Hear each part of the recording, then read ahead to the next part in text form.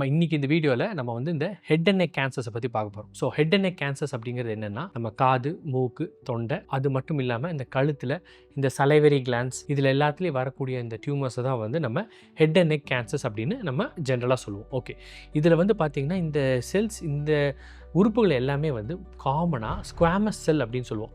அதனால லைன் செய்யப்பட்டது. ஸோ அதனால் இதில் வரக்கூடிய டியூமர்ஸ் எல்லாத்தையுமே நம்ம வந்து head and neck squamous sell carcinoma அப்படின்னு ஜென்ரலாக நம்மளால் சொல்ல முடியும். Fine, okay. இப்போ நம்ம இது ஏன் வருது அப்படிங்கிறத பற்றின காரணத்தை தான் பார்க்க போகிறோம். நம்ம எல்லாத்துக்குமே தெரிஞ்ச ஒரு காமனான ரீசன் ஸ்மோக்கிங், ஆல்கஹால், பீட்டில் நட், வெத்தலைப்பாக்கு. ஸோ இதெல்லாம் தான் வந்து காமனாக வந்து இந்த ஹெட் அண்ட் நெக் கேன்சர் வர்றதுக்கான மெயின் ரீசன்ஸ்.